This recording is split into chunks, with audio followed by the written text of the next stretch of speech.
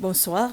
Les réactions sont mitigées à l'augmentation des 10% sur les salaires que le secteur public a commencé à appliquer ce mois-ci. Nous avons rencontré plusieurs personnes au sujet de cette révision du salaire et de l'augmentation de 10% annoncée l'année dernière durant le discours sur le budget. Plusieurs personnes du secteur public ont bien accueilli cette augmentation de leur salaire, mais beaucoup trouvent cette augmentation insuffisante en raison du coût de la vie. Nous avons également interrogé des travailleurs des secteurs privés et para-étatiques qui nous ont dit n'avoir pas encore été informés s'ils recevront les mêmes bénéfices.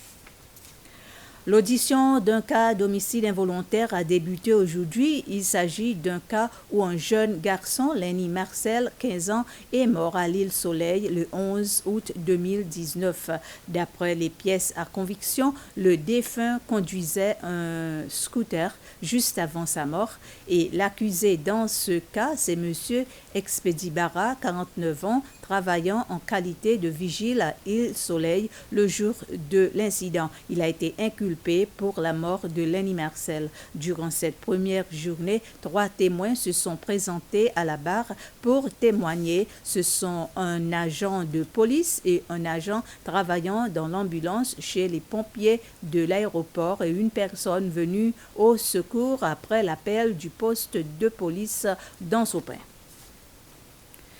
Un projet de construction d'un centre de détention provisoire a été lancé avec la pose de la première pierre à Persévérance ce matin. Ce centre sera équipé de toutes les installations nécessaires pour détenir dans un seul endroit les mineurs, adultes, femmes et hommes dont le procès est en cours, mais chaque groupe dans son espace réservé. Ce matin, le vice-président Ahmed Afif et le ministre des Affaires intérieures, Errol Fonseca, ont procédé à la cérémonie de pose de la première pierre de ce projet. Étaient également présents quelques hauts fonctionnaires des 3 lieux de pouvoir, y compris le président de l'Assemblée nationale, Roger Monsienne, et le juge en chef, Ronnie Govindan. Le commissaire des services pénitentiaires, Raymond Saint-Ange, s'adressant aux invités, a parlé des espaces que ce centre va aussi offrir aux détenus provisoires ayant des problèmes mentaux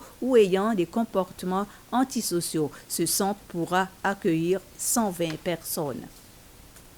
L'Église adventiste va lancer des groupes de soutien aux personnes vivant avec des dépendances diverses, ceci en réponse à un appel du gouvernement à l'accompagner dans sa lutte contre les dépendances de toutes sortes, notamment les drogues.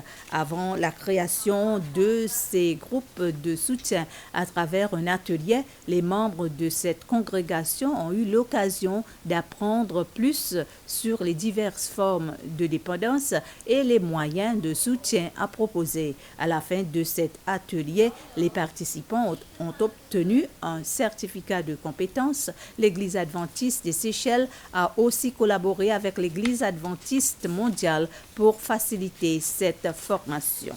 Nous sommes arrivés à la fin de ce résumé. Merci de votre attention et bonsoir.